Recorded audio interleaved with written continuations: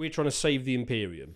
Yes. Because, quite frankly, it's an absolute bloody mess. And you're here to talk about that, because I think you've dabbled in this hobby. Just before I got hired here, I started playing and becoming really interested in it again. Right. I didn't quite do it over COVID, like everyone else seemed to have. Yes. Everyone else seems to have started it. Like that's all of that. Well, that's the thing on the share. If you look at the share price, so basically it went up massively during COVID. Yes. And then COVID ended, and it had a big fall.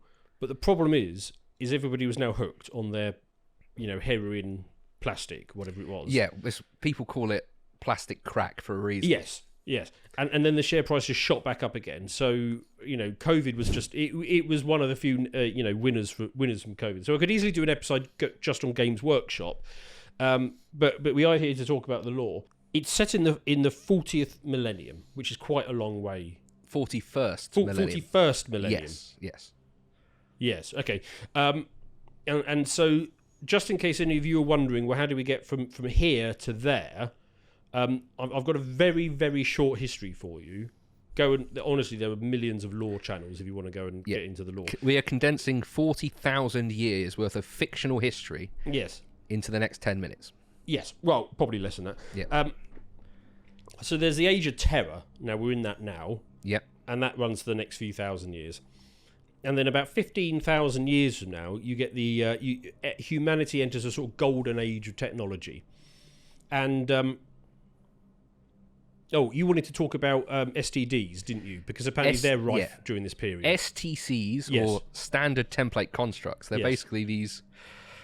they're not quite AIs, but they're these things that have self-contained fathoms of information. They're civilization builders. Yes, they are these bits of technology that allow humans to create whatever they want. Yes. On this incredible industrial scale. So you basically go to another planet with your STC, yeah, and then you break out your STC, and it builds you a whole civilization. It does it all for you because it knows how it's all run, and that's also been run by AIs. AIs are controlling everything at this point. Yes, humanity has basically become. It's a post-scarcity utopia. Yeah, they are completely reliant on these AIs because they do literally everything. Yes. But it also means they've expanded across the entire galaxy. Very little resistance from alien species. It is essentially the utopian vision of Gene Roddenberry, Star Trek, that kind of stuff. Yes. It's proper culture series, Commonwealth series. It's all that.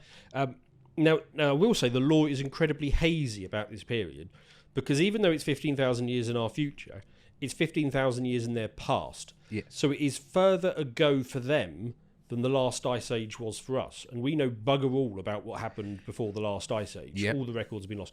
And it's a bit like that in this. They've basically lost all of the records. And the lore talks very vaguely about men of stone and men of iron. Yeah, men of iron. Men of iron were these I think I know what they are. Yeah. So the men of gold. That's obviously people like me. Maybe you, and the men of stone. I don't think they're actually stone. I think it's silicon. I think it was something like on Aliens. The replicants, the silicon replicants. Yeah. And the men of iron are probably AI, they're like Tesla bots. Yes, they are essentially Tesla bots that do all the work. Yes, they do everything. They are the ones using the STCs. They are doing the work for humans. Humans become incredibly self-reliant on them. Because we also ought to mention that there was a little trouble. So in this universe, they got something which is both a bit handy and a bit dodgy at the same time, and it's called the warp. And it's kind of this sphere of reality that is based outside the material world, and it is in an immaterial world, but it surrounds our universe and it's like an extra dimension. For the lore fans, you mind if I read this little bit in this book? Go on then. Okay, this will explain the warp, although it doesn't really explain the warp, because the point of the warp is it's whatever Games Workshop needs it to be. Yes. Because it is everything and also nothing, and it's the most confusing thing they've ever made, but it's essentially a convenient plot device for them to go, the warp did this. Therefore, because of the warp, this nonsensical thing has happened. But Let me read this chapter from The Flight of the Eisenstein. Oh, God, then. Very good book, by the way. It is impossible for a person possessed of an unaltered mind to comprehend the nature of warp space. The seething, churning ocean of raw non-matter was psychoactive. It was as much a product of the psyches of those that looked upon it as it was a shifting, willful landscape of its own. On ancient Earth, there had once been a philosopher who warned that if men were to look into an abyss, then he should know that the abyss would also look back into the man. In no other place was this as true as it was the immaterium, which is another word for the warp. The warp was a mirror for the emotions of every living thing, a sea of turbulent thought, echoes, the dark dreads of every hidden desire, broken ID mixed into a raw mass of disorder. If one could apply a single word to describe the nature of the warp, that word would be chaos. Yes. So it's...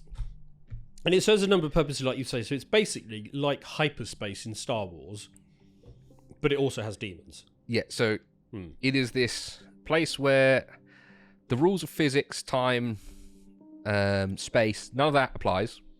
Well, it does make it quite helpful, because if you can travel into it briefly, then you can cross vast distances in real space and then exit the warp, and now you're very, very far away. So it's quite useful. Yeah, so the Imperium of Man and the civilizations of man before it were using it to travel around the galaxy much faster than they would have been able to in the Age of Terror, as we are because in now. You could argue that this is actually hard sci-fi and that it follows physics rules. Yes. As long as you accept the warp. As long as you accept the warp doesn't accept physics rules.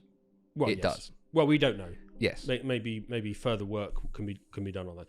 But it does have the slightly unfortunate side effect that if you just travel through it unaided, you'll go completely mad. Yes. So there is that. Which is where these sort of the Men of Stone, which I think is silicon, and the Men of Iron come in, because they can travel out into space. They can take one of their STCs with them, and they can set up a new world, grow some human embryos, and then you've got a new world out there. And basically, they just did this and just popped up over pretty much most of the galaxy. Yeah, almost the entire galaxy, completely, well, not completely, almost completely unhindered by the Xenos species that currently inhabit it. Well, you see, that's where it goes slightly wrong, because there are other species out there. Not that. Well, there's a few, but one of the most established one is something called the Aeldari, right? And again, to keep the lore very short, they are massive space perverts. And they had kind of reached their post-scarcity utopia like 1 million years ago, and basically just spent all their time doing orgies and sick, torture. I mean, basically anything to get a carnal kick. These guys were into it. And there were such massive space perverts that thing that you said a little while ago about the warp kind of reflects, well, not just human emotions, sentient species emotions. Yeah.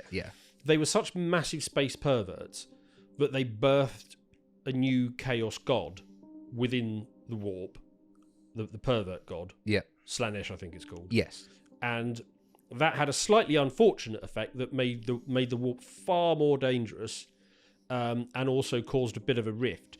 And it had the slightly unfortunate side effect of ripping the humanities, both of them, the Aeldaris and the humanities civilizations apart. I mean, almost completely destroying every ounce of progress both civilizations have made. Yes.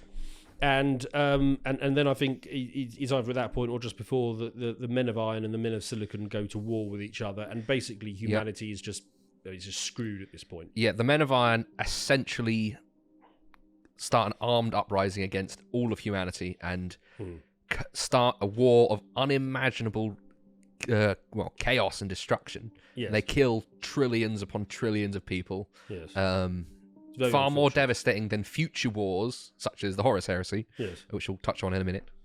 Yeah, so basically the largest disaster humankind in this universe has ever had befall upon them. But anyway, humanity has a good 10,000 years. Between the 15th millennium and the 25th, things are going peachy until the space perverts screw it up. Yeah. And then you've got the Age of Strife, which is 5,000 years of I want to say Mad Max, and it kind of is Mad Max, but it's also got fragments of advanced technology. Yes. So you've got sort of techno-barbarians and... Yeah, techno-barbarians rampaging across the universe. Well, not they're individual, because everyone's cut off now. Oh, yes. Yeah, no, everyone's stuck on their own planet. It's all happening across the universe, but because of the warp, essentially starting these massive storms which consume galaxies and cut all supply and trade routes off from one another. Even planets like Mars gets cut off from Earth. And in the Warhammer scale of the Warhammer world, that isn't very far. No. But basically everything is cut off from each other. Yes. And on these individual planets, the Men of Iron, the human civilizations begin fighting against each other. Yes. Unimaginable death, destruction. Well, you're basically reduced to a sort of Middle Ages level of technology all of a sudden. After having spent 10,000 years as a post-scarcity utopia, so nobody has a bloody clue how to actually do anything. Millions die from that alone if it wasn't for the Men of Iron rampaging. Yeah. And it's like Mad Max with medieval technology, except you might also have a plasma bolter or something else. Yes, yeah. So it's all a bit messed up. So anyway, 5,000 years of pure backwardness and chaos and barbarity, and humanity looks proper done at that point. Until we get the emergence of the God Emperor. And he comes up and he says, no, enough of this. I'm going to put this place in order. And he begins conquering the entire Earth, and he's very successful. He does that. And once he's finished that, he's like, now I'm going to conquer everything else. Yep. He starts, I believe, it's called the Great Crusade. Yes. Basically unites humanity on Earth and then begins his, soon to be called Holy Conquest across the stars to reunite this post-utopian society. Because he knows there's all these other human worlds out there. Yep. Now, he's convinced that because the massive space perverts screwed up once before, if humanity doesn't get its shit together, something like that is going to happen again. And the only way to stop that is if humanity is united under him, and then they exterminate everything that isn't humanity. Which, give him credit, bold plan. Yeah. Fair enough. Yeah. No, yes. It has its merits. Yes, it has its merits. So anyway, and now in order, and we're almost done with the law bit, and then we can get on with the actual problem with Imperial. In order to conquer the galaxy, it occurs to him that it might be useful to have an entire race of super soldiers built. So he promptly goes off and builds them. So he builds himself 20 generals, and these are basically, transhuman demigods. They're like 14 foot tall, and they're... Multiple hearts. Yes. Yeah, multiple extra organs that they keep inventing, basically, to make them the most powerful soldiers the galaxy have ever seen. Well, the primarchs, he calls his sons. There's 20 of those. And these are absolute superhuman type beings. I mean, they're absolutely singular, apart from him. Yes. And for each of them, he creates these smaller derivatives that are called Space Marines, which everyone I'm sure has heard of at least a bit, which are like mini versions of their Primarch, and he's got a couple of million of them, which isn't that much, but these things, even they are like 9-10 foot tall, superhuman strength, fight for days, and basically that's where Games Workshop come in, because they can sell you models of these things, and then you can have little battles with them. Yes. So it was a brilliant plan with one tiny flaw, that these demigods, after a while, they look around at this and think, well, hang on, if we're so great, why aren't we in charge? And so they split into two factions, and there's another massive civil war called the Horus heresy, and it all goes to shit again. Yes, the Emperor's favourite son, called Horus, he was at the, at a certain point in the Crusade, the Great Crusade, he is promoted to War Master, leader of the Crusade, in order to continue the Crusade across the galaxy, as the Emperor himself has some side missions to do back on Earth. He's got stuff to do in the basement. Yeah, he's got stuff to do in the basement, which we won't cover today, because that will take a very long time to explain. Yes. But some point along the way, Horus gets gravely injured and becomes corrupted by the warp and chaos. Yes. And causes what we call the Horus heresy, where half the primarchs, who sons of the Emperor, to betray him in a galaxy-wide conflict, and basically start the second biggest conflict humanity's ever seen. Yes. Space Marines versus Space Marines, brother versus brother. Horus wants to essentially kill the Emperor and become the ruler of humanity. And he's that close to succeeding, but then the Emperor kills him. Now, you might think I've just given you a spoiler, but everybody who gets into this lore knows that from the outset. So forgive me for the spoiler. Yeah, that's like the first. That is like the first thing you read when you pick up any edition of the rulebook. It's the Emperor's dead, but he's entombed upon his golden throne. He's sitting there for 10,000 years. Yes. That's when things start to get. Well, yes, because after the battle, when the Emperor is basically dead, they prop him up on his golden, and it's not just a golden throne. It's actually an ancient artifact of immense power. And it's powerful enough to regenerate most wounds. And if you stick a dead guy on there, it's powerful enough to basically keep him 0.1% away from actually being dead. But he is basically dead. Yes. And he's just this corpse on a throne that doesn't... Well, it kind of rots a little bit, but not that much. And yes. And he just sits there. And because the entire power structure has been centered around him and him alone, for the next 10,000 years, this empire enters a state of complete status, and it gets us to the point where it's 10,000 years of utter decline, but it's still functional.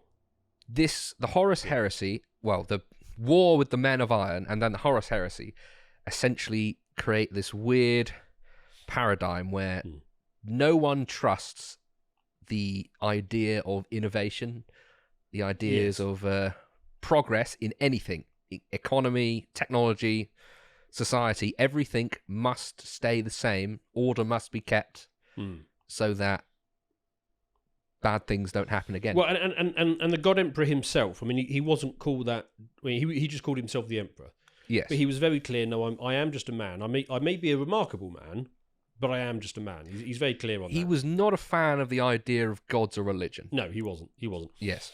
And but after he dies, a religion forms around him, and that and a whole bunch of other things that we're going to talk about basically just renders this entire society completely stagnant, because they come to believe that everything worth inventing has already been discovered, and therefore trying to invent something or innovate in any way is heresy, and you must be immediately burnt for it. Yes, because that, I like the way, how do I best say it? Inventing something new could lead to the introduction of chaos. Yes. Into society. That both figuratively and literally, and they don't want that. Yes. Well, I mean, even modest innovation is heavily frowned upon. Yes, they don't like even changing the type of armor plating on a tank, basically. Yes. Because that could be dangerous. That could be heresy. Yeah, that's probably heresy. If you suggest it, but you better be burnt for that. If you would like to see the full version of this premium video, please head over to lotuseaters.com and subscribe to gain full access to all of our premium content.